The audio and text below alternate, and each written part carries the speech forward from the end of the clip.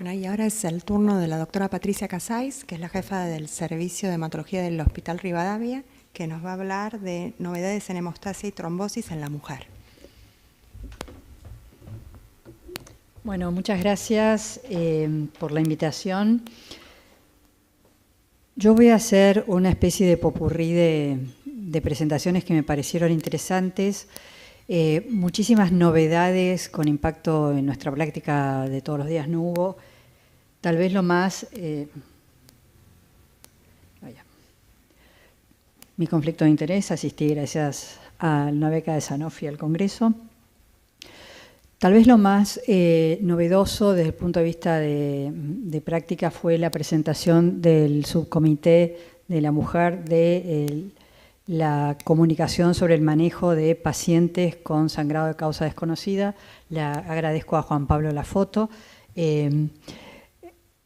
Acá lo presento porque la mayoría de las pacientes con sangrado de causa desconocida son mujeres que presentan hipermenorrea. Se definió qué es lo que ya sabemos de menstruación. ¿Esto tiene un puntero? Bueno, ¿dónde lo tengo? Ah, ahí está. ¿Este? Bueno, no importa. Bueno, para apuntar, para... Ah, muy bien, muy bien.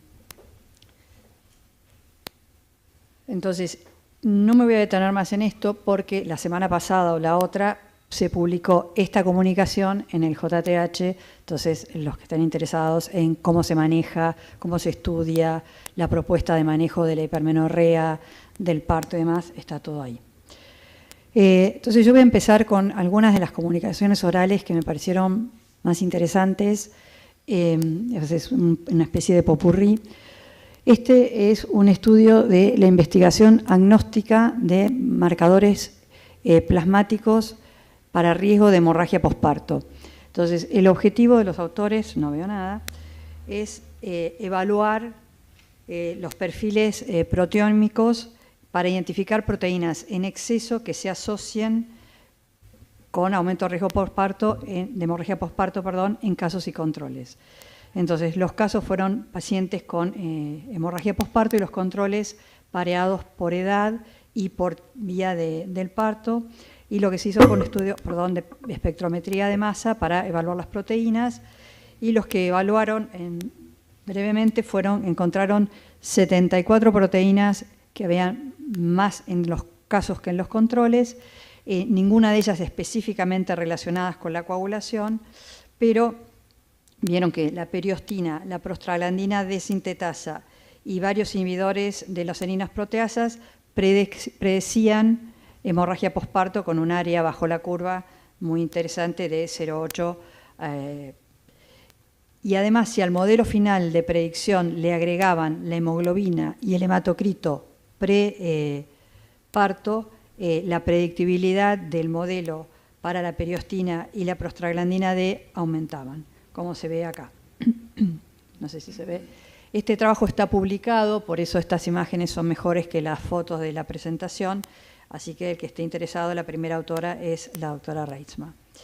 Entonces, en conclusión, varias de estas proteínas son promisorias en el sentido de que a lo mejor nos permitan identificar pacientes que estén en riesgo de tener hemorragia posparto. Siguiendo con la hemorragia, se presentó este metaanálisis de estudios individuales sobre la farmacocinética del ácido tranexámico en mujeres con hemorragia posparto. Sabemos que la hemorragia posparto aumenta en mujeres con aumento del índice de masa corporal. Lo que no está muy claro es si la dosis de ácido tranexámico debería aumentar o no. Entonces, el objetivo de este trabajo, de este metaanálisis, fue evaluar la farmacocinética del ácido tranexámico en embarazadas y evaluar si hay alguna fundamentación para hacer una dosificación basada en peso o en dosis fija. Entonces, hicieron un metaanálisis de estudios de pacientes individuales de estudios de farmacocinética del ácido tranexámico en embarazadas, mujeres que habían recibido ácido tranexámico por vía oral, endovenosa o intramuscular, 211 pacientes de todos los estudios que recibieron dosis de 0,35 a 4 gramos. Todas estas mujeres aportaron más de 1000 concentraciones plasmáticas de ácido tranexámico para estudiar y vieron que el peso corporal era una variable predictiva, la incorporaron al modelo con un peso alrededor de 80 kilos y lo que vieron es que la dosificación por peso o a dosis fijas era similar en cuanto a la exposición del ácido tranexámico, con lo cual la conclusión del estudio es que la dosis de 1 gramo, como dice aquí, la dosis de 1 gramo debería ser suficiente para alcanzar concentraciones plasmáticas útiles mayores a 10 microgramos en mujeres embarazadas independientemente del peso y durante 2 horas. Este es solo para mencionar la única cosa de aborto recurrente, un estudio que evaluó, un estudio muy pequeño, pero la posibilidad de que los anticuerpos antiplaquetarios de antiglicoproteína 1B alfa se asocien con abortos recurrentes. Lo paso nomás porque no hay mucho para decir, son solo 3 pacientes, pero es como la primera vez que se demuestra en humanos, había un modelo animal que hicieron estos mismos autores, de que sería una vía alternativa. No sé si eso nos alegra o no nos alegra la posibilidad de que haya otras causas. Después un estudio brasilero que me pareció interesante, se propusieron evaluar lo que los autores llaman biomarcadores de riesgo cardiovascular en mujeres que habían tenido preeclampsia en sus embarazos, comparadas con mujeres que habían tenido embarazos no normotensivos. Entonces, es un estudio de cohortes de mujeres que tuvieron sus embarazos entre el 2008 y el 2016. Los marcadores, lo que los autores llaman biomarcadores, es lo que tenemos aquí en esta lista. Algunos son, digamos, de laboratorio y otros son más clínicos. En el estudio ingresaron 202 pacientes, 101 en cada grupo, con una media de edad al momento del estudio de alrededor de 40 años en los 2 grupos.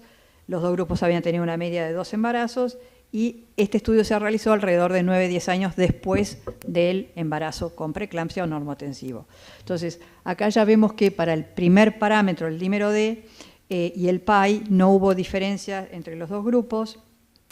Tampoco hubo diferencia en la generación de trombina, las curvas son absolutamente superpuestas. Donde sí hubo diferencias, que no sé si se llega a ver, es en los parámetros clínicos de masa corporal, índice de masa corporal, grasa corporal, presión arterial y nivel de lípidos. Entonces, los autores concluyen que el antecedente de preeclampsia asociado a cambios metabólicos y de la composición de masa y grasa corporal pueden favorecer el desarrollo de enfermedad cardiovascular en mujeres que han tenido preeclampsia en sus embarazos y que por lo tanto puede tener impacto clínico el control de estas mujeres para evitar los eventos cardiovasculares que sintetizaron en una manera muy gráfica. Así, la mujer que tiene preeclampsia a lo largo de los años, con todos esos cambios metabólicos y endoteliales probablemente desencadenados por la preeclampsia y después su propia predisposición, aumenta el riesgo de enfermedad cardiovascular. Un estudio italiano del grupo de la doctora Flora Peibandi evaluó el riesgo de trombosis venosa cerebral con la ingesta de distintos tipos de anticonceptivos. Hicieron un estudio de casos controles para evaluar el riesgo de trombosis venosa del sistema nervioso central según el tipo de anticonceptivo, según la presencia de trombofilia y el antecedente familiar. Entonces, los casos fueron mujeres en edad fértil con un antecedente de un episodio de trombosis venosa cerebral y los controles mujeres sanas derivadas para estudio de trombofilia en el periodo del año 92 al 2019. Excluyeron del estudio a las mujeres que habían tenido trombosis del sistema nervioso central asociado a embarazo, a cáncer o en aquellas que no había datos sobre la ingesta de los anticonceptivos y estudiaron o evaluaron la asociación entre el tipo de anticonceptivo, la presencia o no de trombofilia y el antecedente familiar. Clasificaron los anticonceptivos según el contenido estrogénico, según el contenido estrogénico en los que tienen los que tienen 0, que son los progestágenos, los que tienen menos de 30, más de 30 o variables, que son los anticonceptivos bifásicos o trifásicos, y los progestágenos en primera generación, segunda, tercera y cuarta, y acá son los que todos conocemos. Al estudio ingresaron 1.179 mujeres, 284 con trombosis del sistema nervioso central y 887 controles. Entre los casos, que son estas, había 157 que habían tenido exposición a anticonceptivos y 49 que no habían tenido exposición a anticonceptivos, y entre los controles 198 expuestas a anticonceptivos y el resto no. Entonces, entre las características basales de casos y controles, lo que se ve es que los casos tenían mayor prevalencia o porcentaje de pacientes con sobrepeso y obesas, mayor porcentaje de trombofilia y mayor historia familiar de trombosis. El análisis de tipo de anticonceptivo y riesgo de trombosis del sistema nervioso central mostró en general que las mujeres que tomaban cualquier tipo de anticonceptivos tenían 10 veces más riesgo de tener una trombosis del sistema nervioso central que las que no lo tomaban. Y evaluando por tipo por contenido estrogénico, también a mayor contenido estrogénico, mayor riesgo. El riesgo se mantiene aún ajustando por índice de masa corporal, y con los progestágenos pasa lo mismo, con mayor riesgo en los progestágenos de cuarta generación. Evidentemente, los intervalos de confianza, como bien se ve, son muy amplios, pero indican una asociación. Después, la evaluación del anticonceptivo, la presencia de trombofilia y el antecedente familiar, tomando como referencia al paciente que no tiene nada, es interesante que el antecedente de historia familiar de trombosis aumenta el riesgo de trombosis del sistema nervioso central y, como es de esperar, la presencia de trombofilia aumenta el riesgo y la combinación va aumentando el riesgo, ¿no? Anticonceptivos con historia familiar aumenta el riesgo, anticonceptivos con trombofilia aumenta el riesgo, y las tres aumentan aún más el riesgo, como digo, con intervalos de confianza muy amplios, pero datos a tener en cuenta, me parece, con implicancias clínicas. Entonces, la conclusión de los autores es que los progestágenos de cuarta generación, las dosis altas de estrógenos y la trombofilia se asocian con mayor riesgo de trombosis del sistema nervioso central, y también el antecedente familiar de tromboembolismo venoso, independientemente de la presencia de trombofilia, aumenta el riesgo de trombosis en el sistema nervioso central.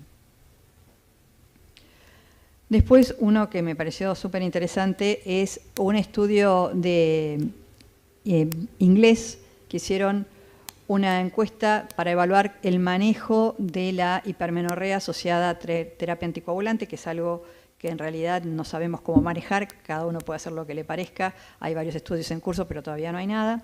Entonces hicieron una encuesta entre 102 centros de hemostasis y trombosis del Reino Unido. Contestaron, bueno, de los 102 que contestaron, 98 eran hematólogos, expertos, consultores y demás. Las preguntas que le hicieron es, ¿cuál es, cuando va a anticoagular, esto es anticoagulación en mujeres anticoaguladas por tromboembolismo venoso agudo? ¿Cuál es el anticoagulante que usted elegiría? El 70% elige apixaban. Después le preguntaron, bueno, si la mujer tiene menstruaciones abundantes, ¿cómo lo maneja? El 80% no le suspende, pero el 20% sí le suspende 1 día, 2 días, 3 días, 4 días. La otra pregunta es cómo manejaban los anticonceptivos orales, y algunos suspendían, inmediatamente, casi el 33% suspendían inmediatamente, otros lo iban suspendiendo en tiempos variables. Muy interesante el tema del ácido tranexámico. La pregunta es, entre la metrorragia en la mujer anticoagulada con trombosis venosa aguda, ¿le daría ácido tranexámico? Algunos estuvieron enfáticamente en que no, y lo mismo en la combinación. O sea, y como se ve toda la variedad, no creo que lleguen a leer nada, pobres ustedes de allá, yo acá también leo bastante poco, en mi computadora se veía mejor, disculpen, pero lo que se ve es la variabilidad de la respuesta, que es lo que pretende demostrar, ¿no? Que no hay mucha evidencia, hay que hacer un ensayo clínico y sobre todo también comentaban sacar del inserto del ácido tranexámico que aumenta el riesgo de trombosis porque la mayoría, los que tenían alguna reserva, era por el tema del inserto. Después, ¿ya estoy? Bueno, incidencia, solamente en un estudio sueco de 33 años, aumento de la incidencia, de la indicación de profilaxis de trombosis en el embarazo. Se observó una disminución de la incidencia de trombosis venosa profunda, pero un aumento de la incidencia de TEP durante estos años. Probablemente en el cuadro se ve que las que tuvieron trombosis tuvieron muchas más cesáreas que las demás, pero no se sabe si es eso. Y bueno, acá para el que le interese, que una presentación hubo sobre todos los temas transgénero, muy interesante. Lo que presentó el doctor es el resultado del estudio de la cohorte del Kaiser, eso está publicado hace unos años, el que le interesa lo busca, y listo. Y después, para el que le interese y tenga ganas, si pueden escanear, hay una encuesta sobre el manejo de anticoagulación llevada a cabo por el Anticoagulation Forum y ICTH a nivel global. Y como nosotros manejamos mucho y muy bien, sería buenísimo que haya representantes de Argentina.